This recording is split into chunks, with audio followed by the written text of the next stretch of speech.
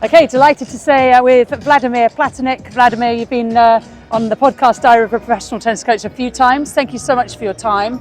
We're here at the US Open 2025, and you've got a new player you're working with. Tell us about that. Yes, I started to work with Ksenia Efremova. She's 16 years old, big prodigy of tennis, many years now. She was struggling a little bit with her results, with her tennis, so we started to work 6-7 weeks ago. I must say that she's also very, very hard working player. We are trying to build a relationship.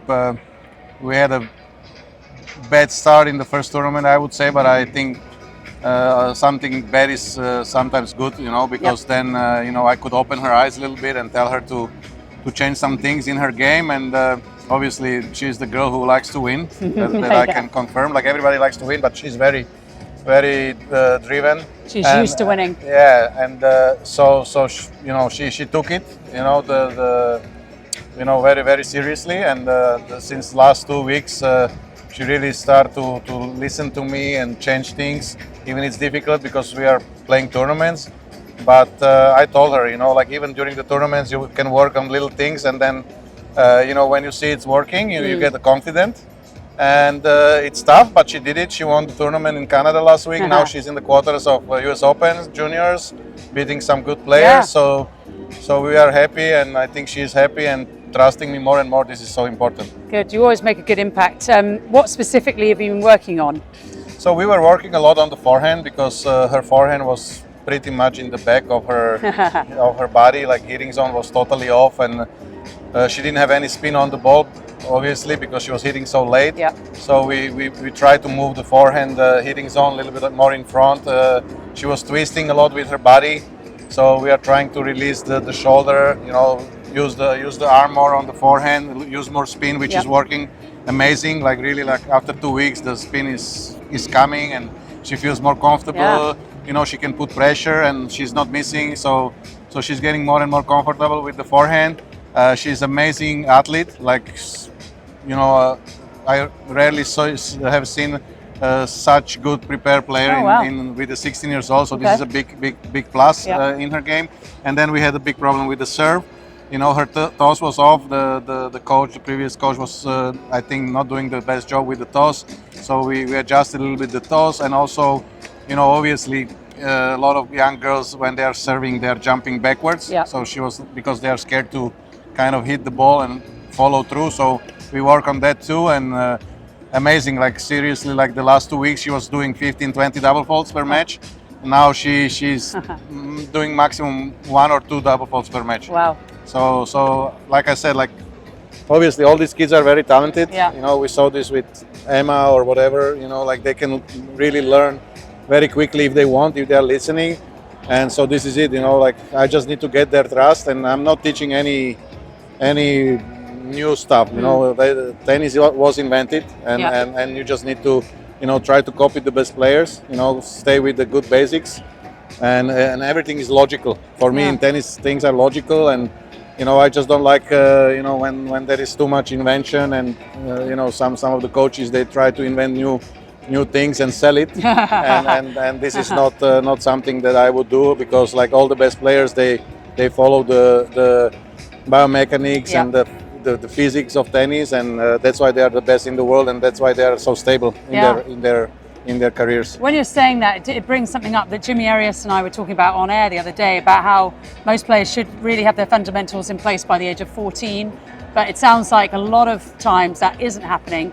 And the other question I'd love to know from you is about Coco Gauff, because obviously she's had some service, some forehand problems. She's brought in a biomechanist to try and solve them. Would you have fixed it before the US Open? Would you have waited? How would you have done that? Well, I mean, I'm just honestly, like, she's an amazing player, Coco. I must say, at her age, like, she's one of the best, like, human kind of beings on the tour.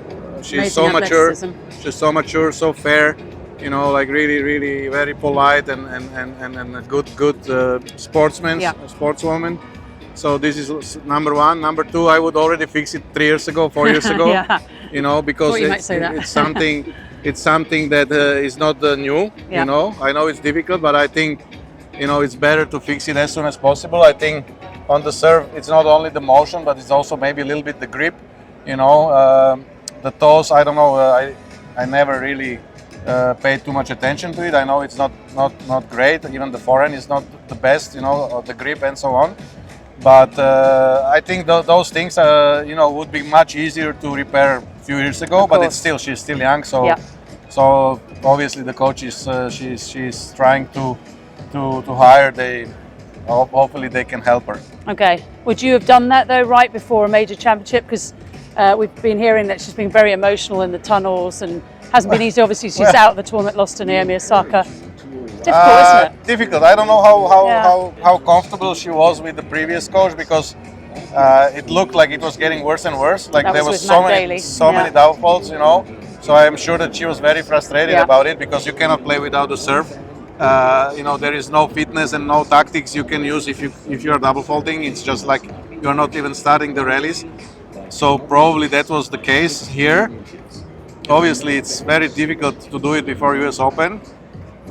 You remember I went to Indian Wells, to work with Emma, and before Miami, 2 weeks we were working, and it worked well. You changed a lot in those 2 weeks. So that's what I'm saying.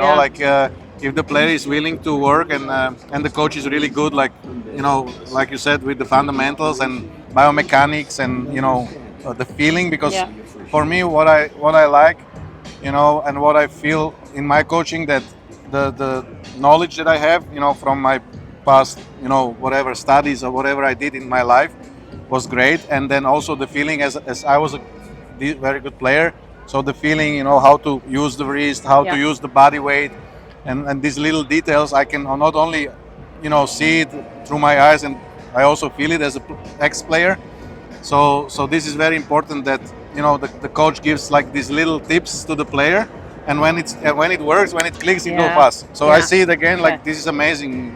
Last 2 weeks with Ksenia, she's only 16. Yeah, she's phenomenal. And it's still not like she's, I know if she is willing to work longer period of time with me, I know it's gonna be even better. Yeah. Of course, we will have some struggles, because every tournament is different and every surface is different, and the balls, and right now we are actually playing 11 days without stopping. She plays singles, doubles, finals in Canada. Yeah. And we arrived here on Saturday evening, and then Monday actually we had one practice to prepare for US Open. You're allowed. So so you can imagine. All right.